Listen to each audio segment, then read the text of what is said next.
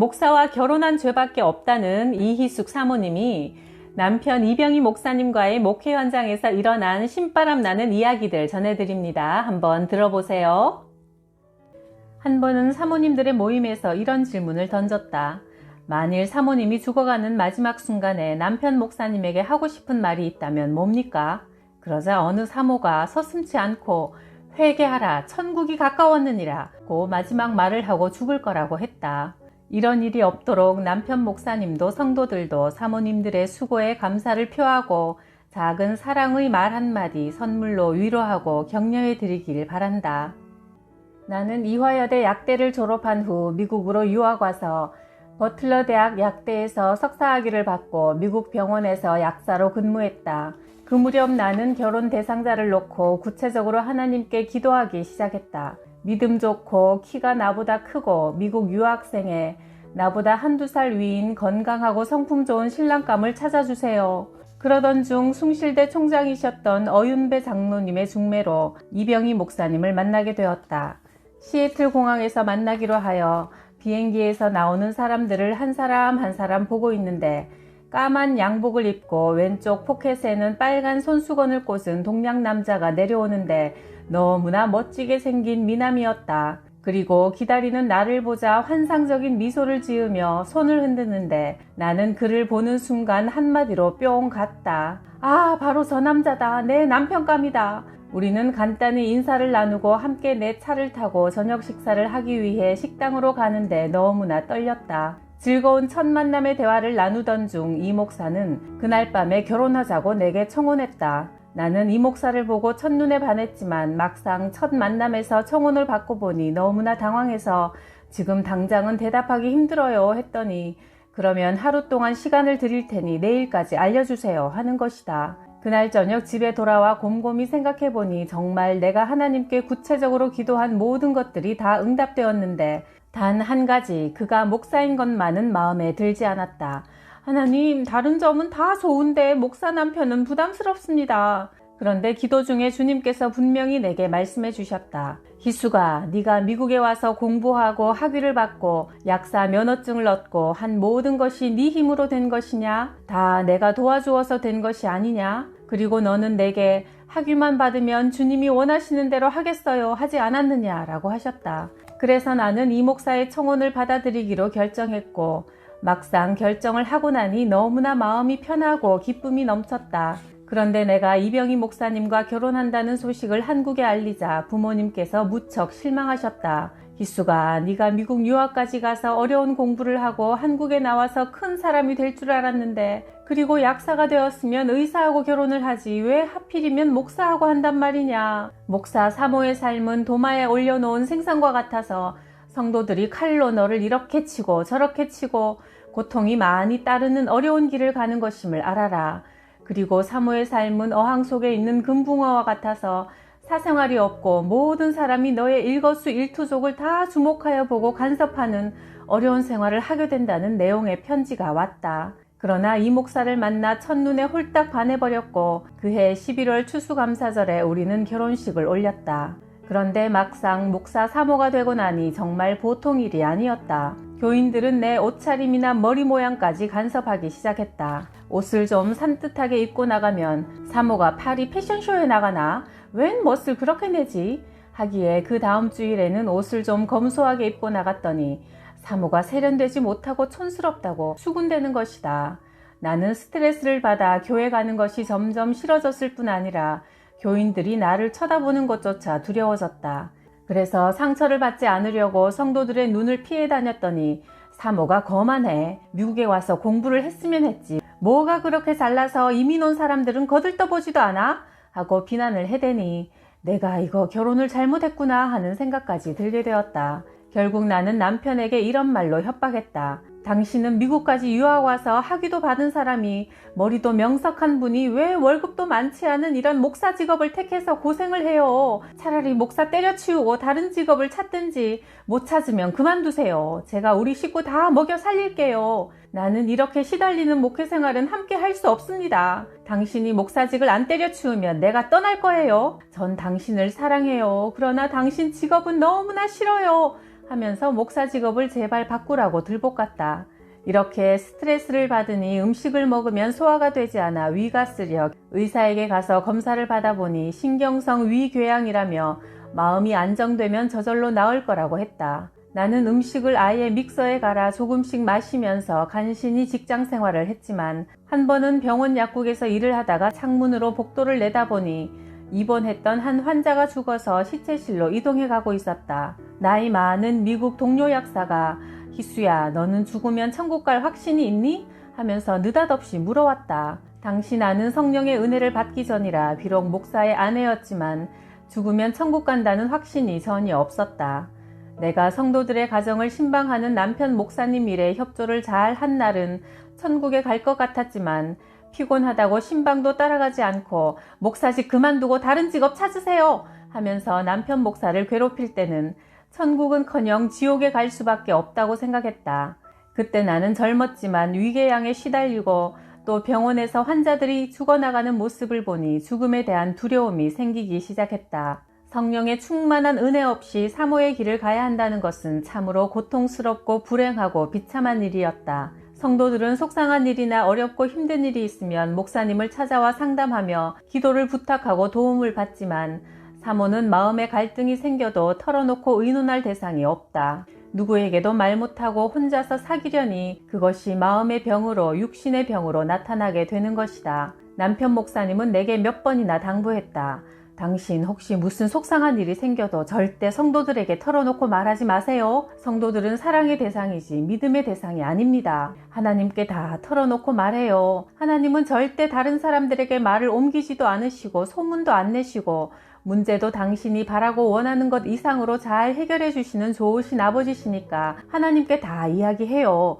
하루는 어느 집사님으로부터 너무나 억울한 소리를 들어서 자존심이 무척 상하고 화가 났다. 그래서 또 지하 기도실로 내려가서 하소연을 시작했다.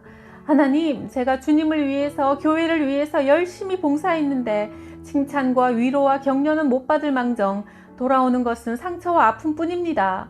이것이 제가 주님을 위해 수고한 보상입니까? 제가 미국에 와서 어려운 공부를 마치고 약사로 부족함 없이 일하는데 목사 아내라는 직책 때문에 이렇게 자존심 상하는 말을 듣고 평생 살아야 합니까? 주님, 제가 목사와 결혼한 죄가 큽니다. 엉엉 울며 주님께 내 상한 마음을 다 털어놓고 하소연하다가 나도 모르게 잠깐 잠이 들었다. 그런데 꿈인지 환상인지 내 앞에 예수님이 나타나셨다. 머리엔 가시면류관을 쓰신 채 십자가에 달려 피를 철철 흘리시는 처참한 모습에 나는 너무나 놀라서 오 예수님, 이게 도대체 무슨 일입니까? 이렇게나 피를 많이 흘리시다니요.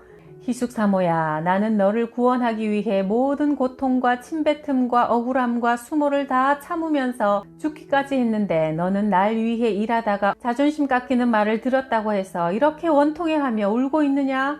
내게 말씀하시는 예수님의 고통스러운 모습을 보고 나는 소스라치게 놀라 오 예수님 죄송해요.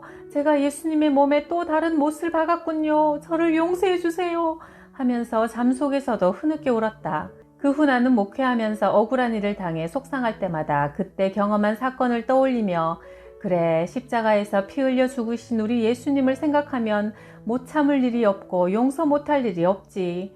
아무리 억울하다 해도 예수님처럼 억울하신 분이 이 세상에 또 있을까? 하면서 표대를 향해 주님만 바라보면서 달려가려고 최선을 다하게 되었다.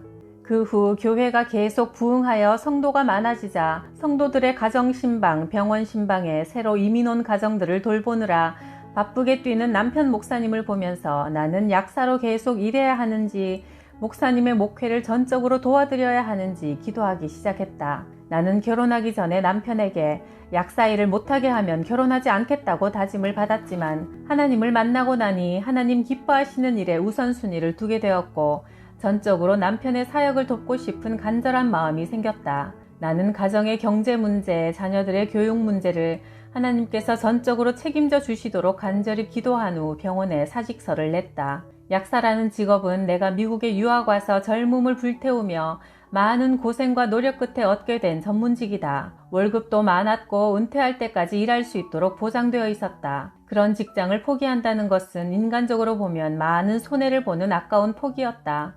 내게는 마가복음 14장에 나오는 마리아처럼 귀한 옥합을 깨트려 주님께 드린 사랑과 헌신의 행위였다. 약사일을 그만둔 이후 나는 남편 목사의 말대로 아스피린 감기약 대신 신약과 구약을 조제해서 수많은 영혼들을 살리는 신령한 천국 약사로 바쁘게 쓰임받으니 얼마나 축복인지. 직장 생활을 하던 내가 사표를 내고 전적으로 교회 일을 하기로 결정했다는 소식이 전해지자 하나님께서 성도들의 마음에 감동을 주시기 시작했다. 어떤 의사 성도는 목사님 가정에 1년분의 쌀을 대겠다고 하며 쌀을 몇 포대씩 사다가 갖다 놓고 가셨다. 어떤 부인은 유명 백화점에 선물권을 주면서 필요한 옷을 사입으라고 했다. 또 어떤 성도는 사모님이 돈을 여유있게 쓰시다가 지금은 일을 하지 않으니 얼마나 답답하시겠냐고 하면서 용돈으로 쓰라고 봉투를 전해주었다. 하루는 목사님과 신방을 갔다 오니 어느 집사님이 비싼 스테이크와 새우를 한 상자 사다가 냉동실에 넣어두고 갔다. 사실 내가 돈을 벌어 생활할 때도 아끼느라고 그렇게 마음 놓고 비싼 것들을 사 먹지 못했는데 주님을 위해 직장을 포기하니 오히려 성도들을 통해 사랑과 축복을 더 넘치게 받았다. 그러던 어느 오후 김인원 장로님과 김영무 권사님 내외분이 자동차를 각각 한 대씩 따로 몰고 우리 집으로 들어오는 것이다. 권사님은 자기 차를 몰고 오셨고 남편 장로님은 멋진 파란색의 신형 올스모빌 98 세단을 몰고 왔다. 장로님은 내게 자동차 열쇠를 턱 건네주시며 이 자동차를 목사님 드리려고 사가지고 오는 길입니다 하시는 게 아닌가. 장로님은 의사라 세금 관계로 자동차를 자주 바꾸는데 이번에도 새 차로 바꾸려고 마음에 드는 차를 결정하고 서류를 다 작성한 후에 사인하려는 순간 갑자기 어디선가 야, 너는 항상 최고급 차로 바꿔 타지만 너의 영의 아버지인 목사님은 오래된 고물차를 타고 신방하느라 고속도로를 달리고 있다. 이 차는 너의 목사님께 갖다 드려라 하는 큰 소리가 들렸단다. 장로님과 권사님은 번쩍번쩍하는 새 자동차를 우리 집 차고에 넣어두고 기뻐하면서 떠나셨다. 남편 목사님은 하나님께서 저들의 귀한 헌신을 만배로 채워주십사고 간절히 축복 기도를 해드렸고 우리가 새 차를 거저 받았으니 우리도 우리가 쓰던 차를 거저 주어야겠다며 당시 박사학위 공부를 하러 온 자동차가 없는 유학생 부부에게 선물로 주었다.